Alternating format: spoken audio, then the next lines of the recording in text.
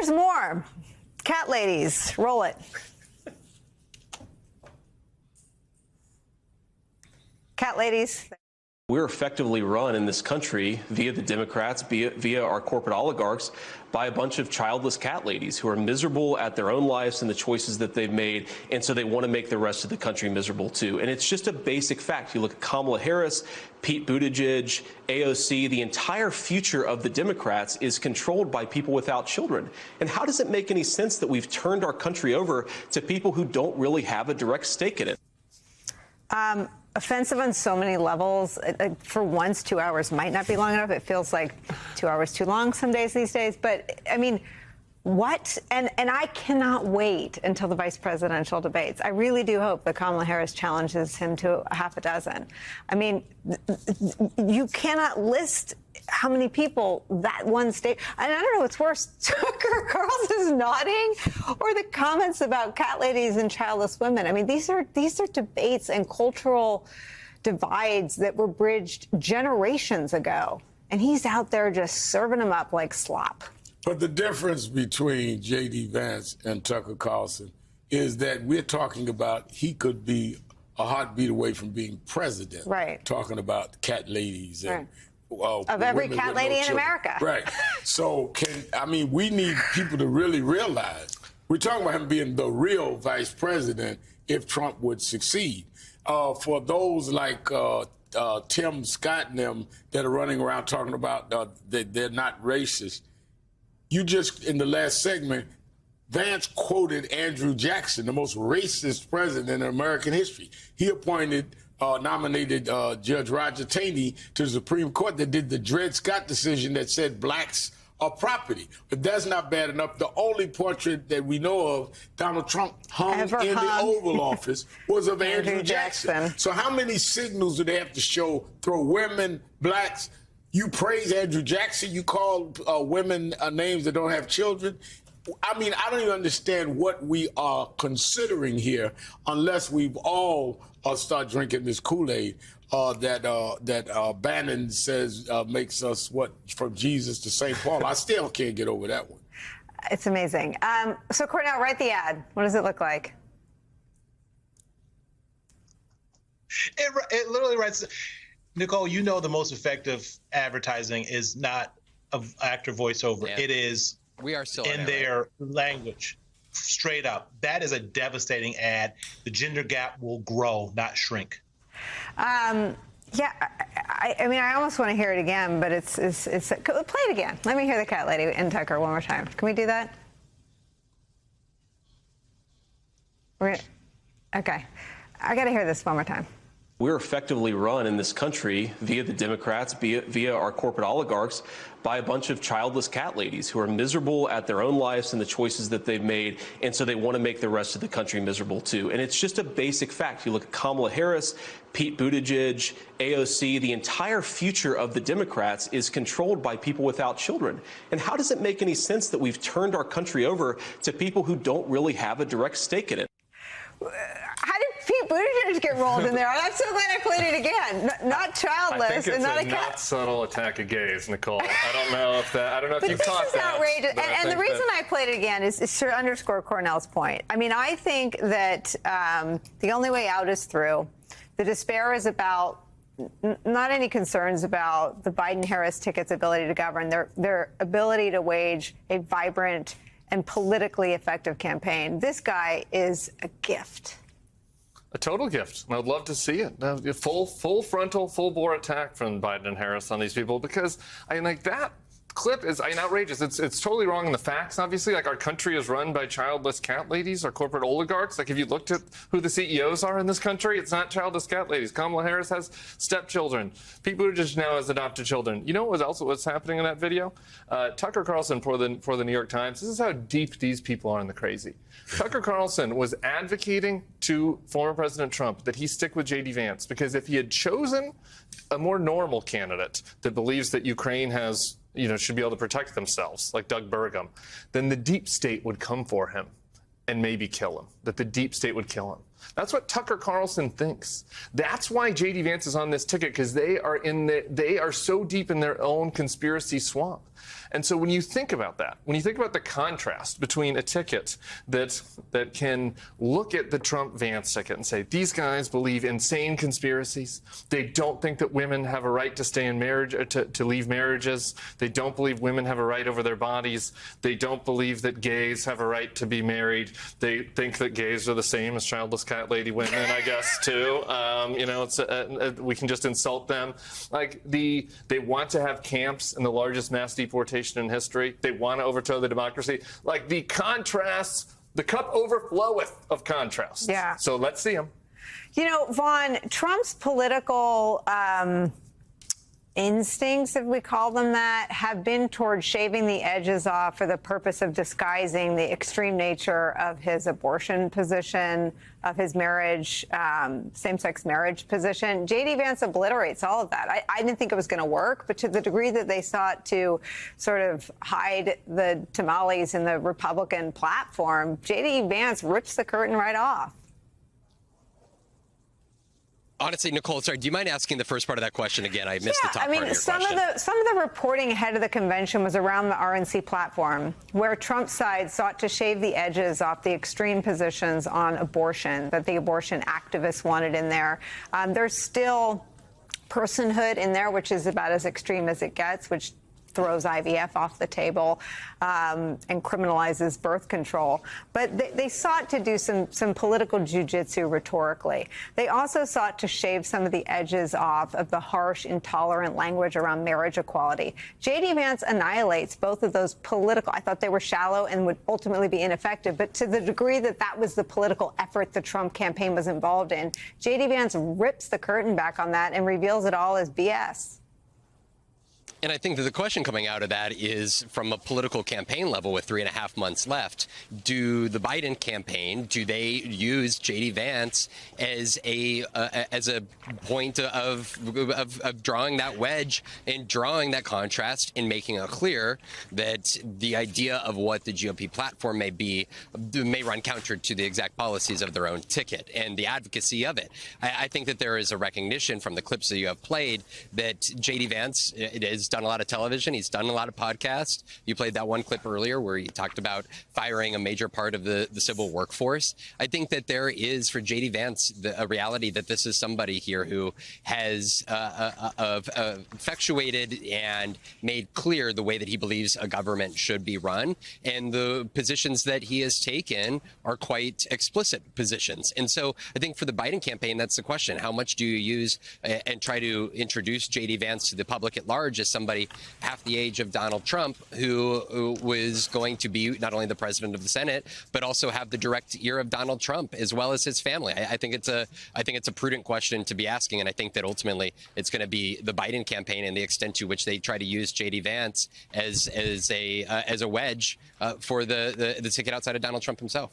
Now, if he is who he's presented himself as, then this breaking news should come as a really welcome surprise. And we've just learned that Vice President Kamala Harris, who he lumps in as a, quote, childless cat lady, end quote, has challenged J.D. Trump is America's Hitler Vance to a televised debate on August 13th. Vaughn Hilliard, what do you think?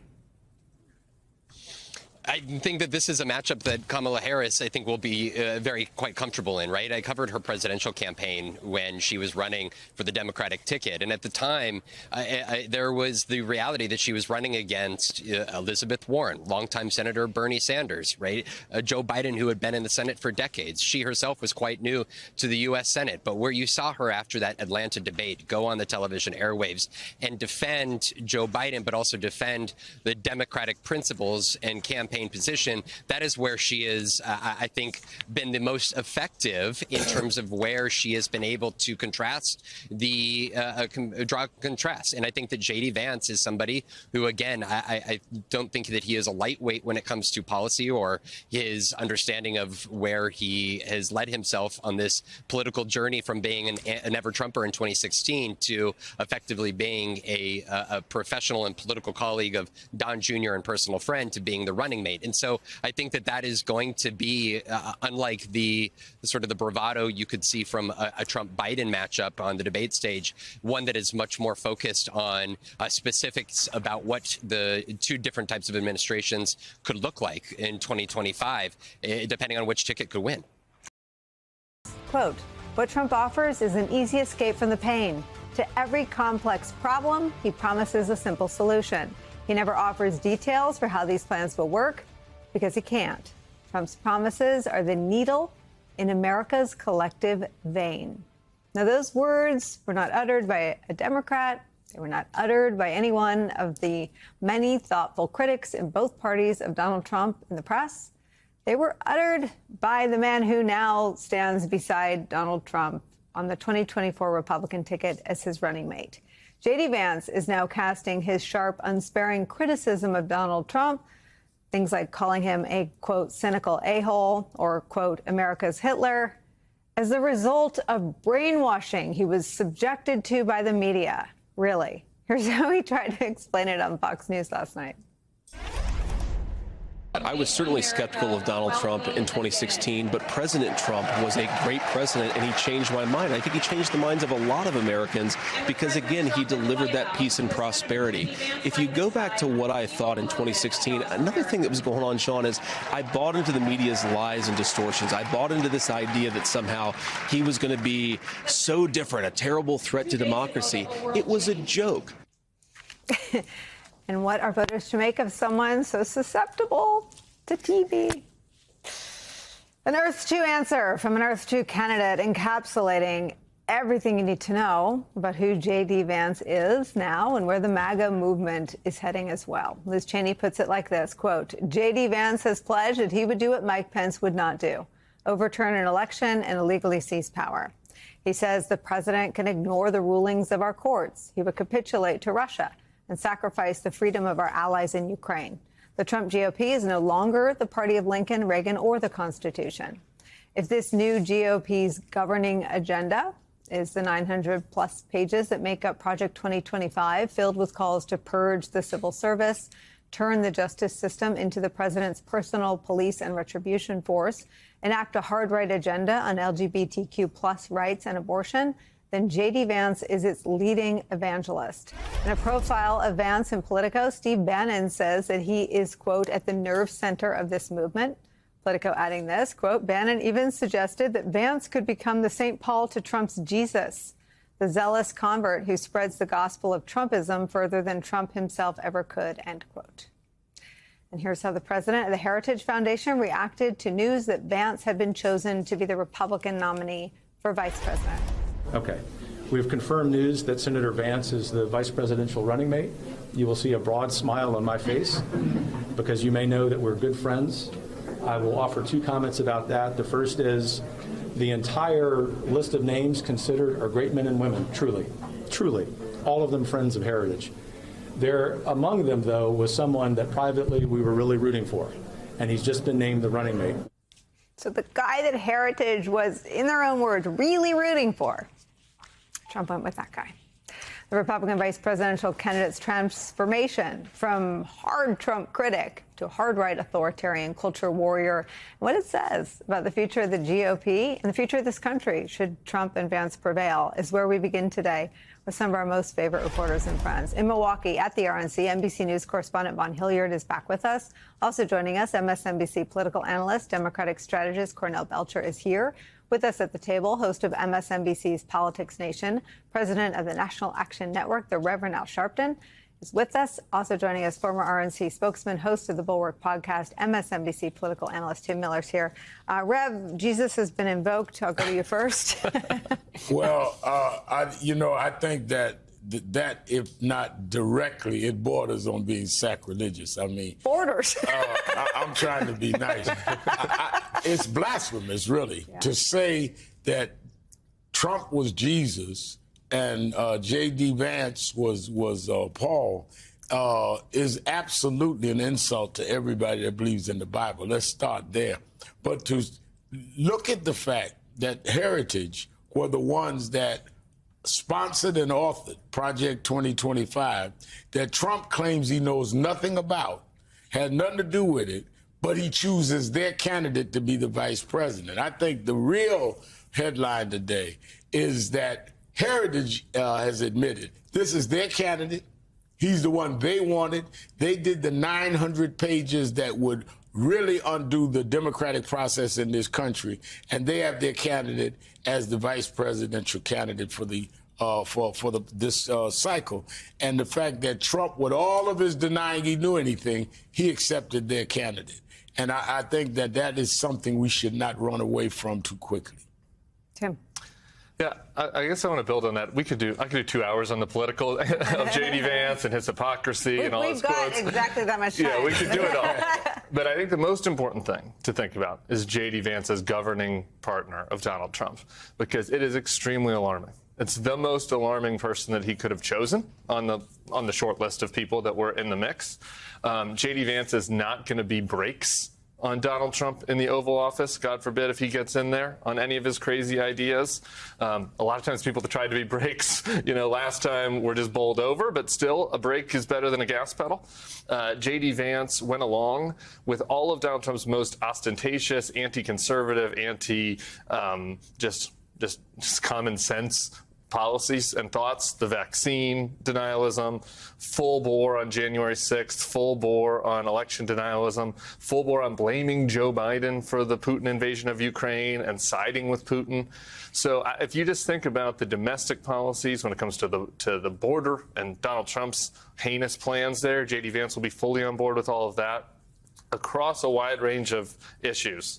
All of the anti-democracy elements, J.D. Vance is going to be somebody that is his wingman and says yes to the things that he wants to do that flout in the face of the rule of law. And I think that's extremely scary.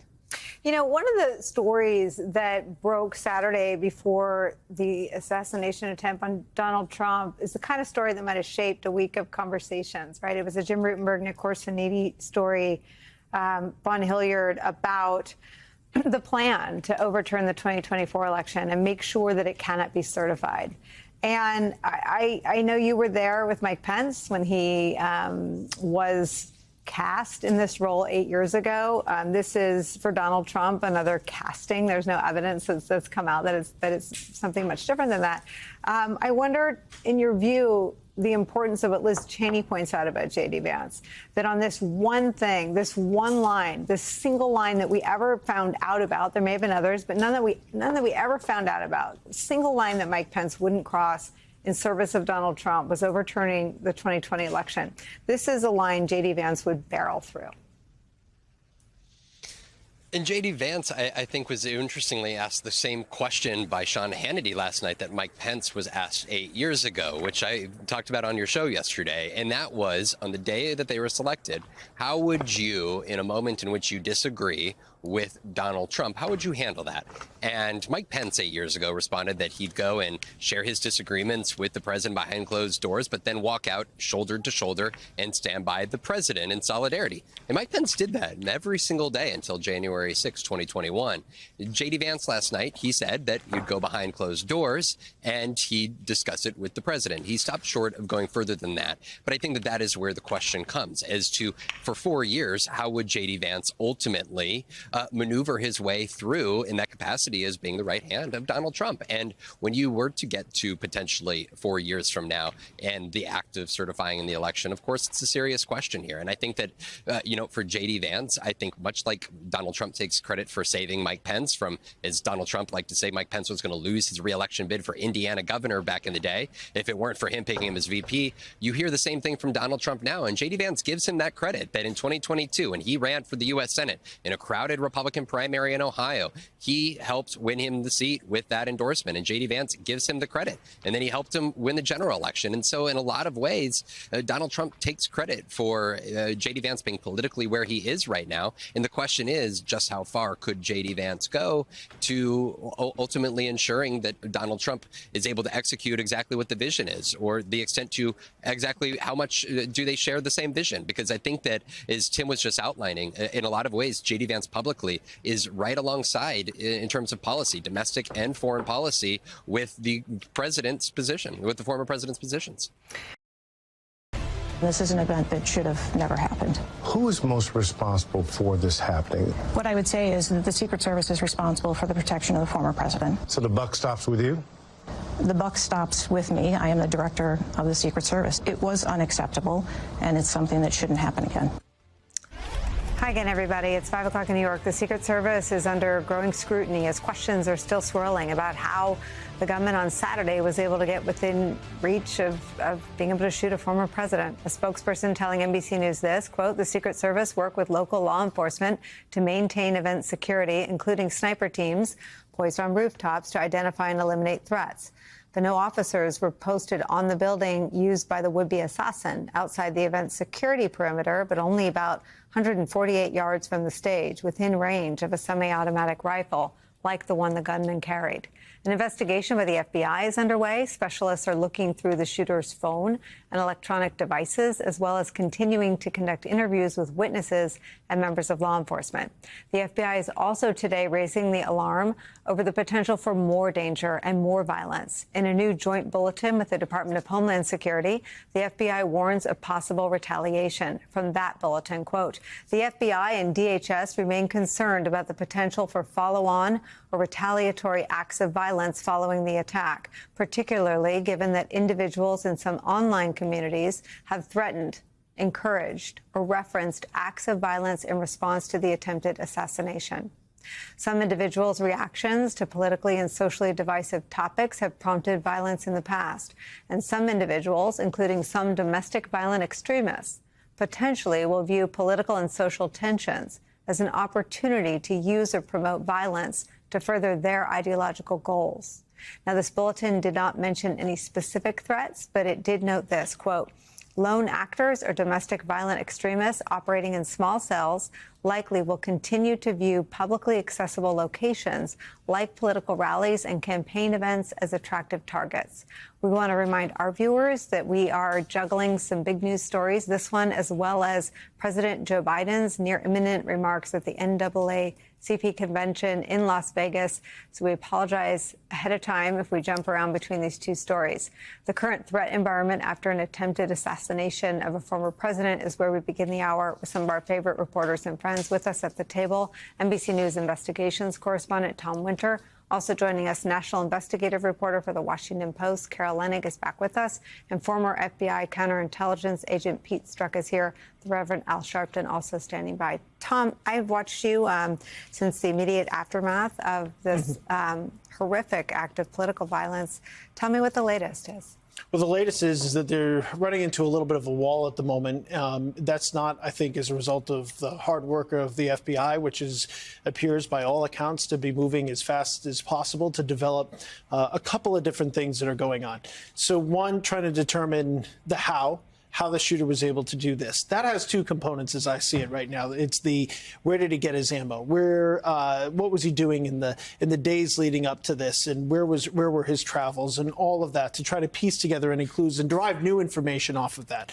The other how is how did this go down on Saturday? So it's a reporting of Stephanie Goss. She just did an interview with one of the local township managers there in Butler County in talking to him about what police officers did that day. Those police officers, according to him, are scheduled to sit down and talk with the FBI today and tomorrow. So that's a bit of an indication that they want to know exactly what was going on at the time. And the FBI has already said, look, we're going to develop an extensive timeline here, and we're going to put a timeline together about what was happening on the ground, not just what the shooter was doing, 5 days ago, 10 days ago, that type of thing. So that's column one. Column two, trying to derive anything off of his electronic devices. Now, they were able to get into his phone. They were able to get in the other devices, best we've been told. A preliminary review.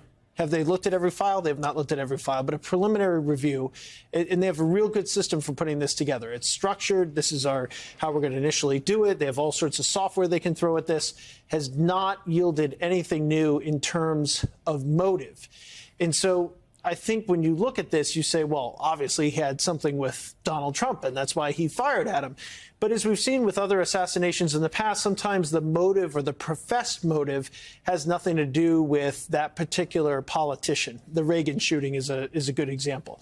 So, and in some instances, unfortunately, we never get a motive. Stephen Paddock, who shot at a country music concert in Las Vegas, the worst mass shooting in modern American history. So putting it all together today, Nicole, I think there's still work to be done on the motive side, but it's difficult because he hasn't left anything behind. He didn't leave a manifesto behind, as best as anybody's found.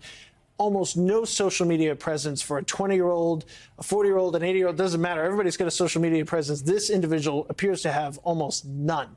So that's something that is different, odd perhaps, about this person. So that takes care of the investigation into crooks.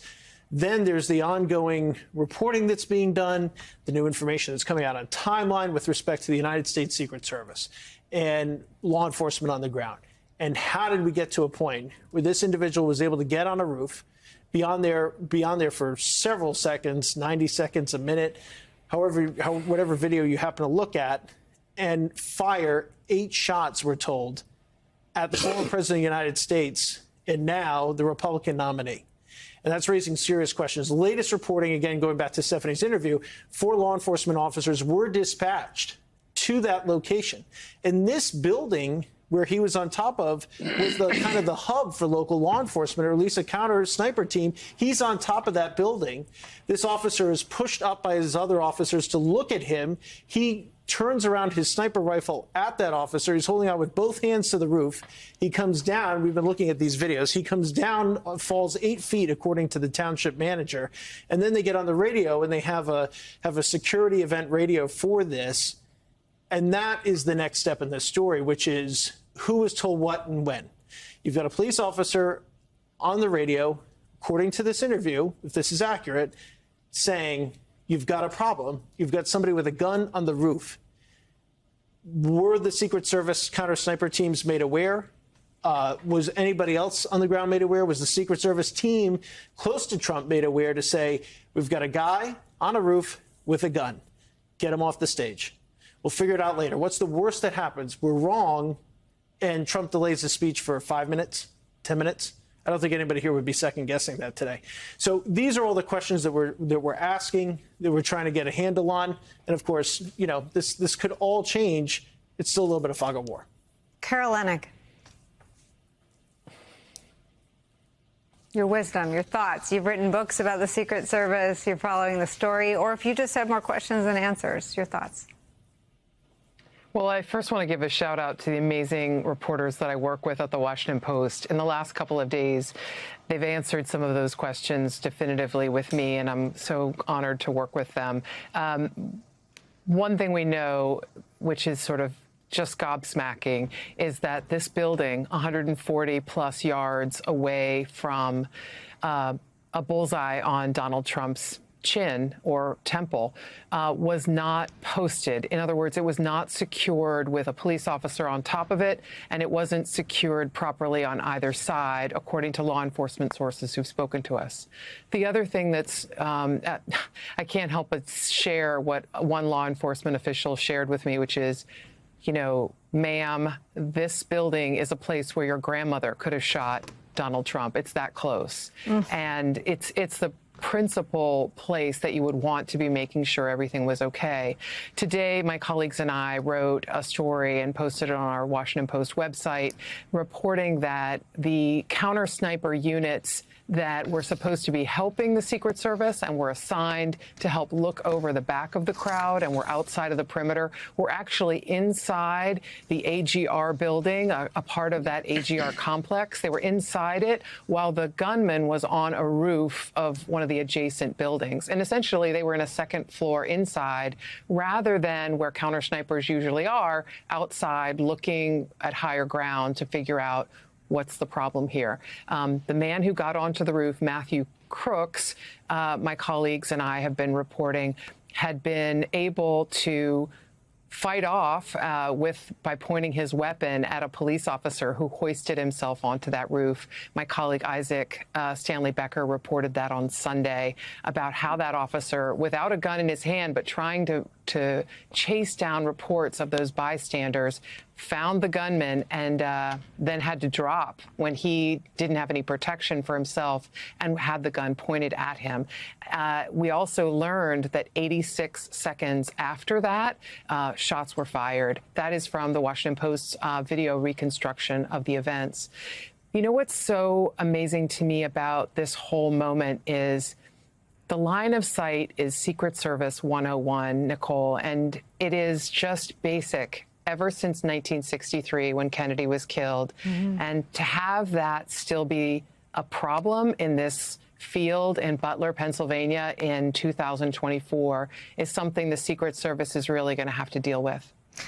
Hey there, MSNBC fans. I'm Luke Russert, and be sure to join me, Rachel Maddow, Jen Psaki, Lawrence O'Donnell, Steve Kornacki, Joy Reid, and many more September 7th in Brooklyn, MSNBC Live Democracy 2024. Click on the link for ticket information.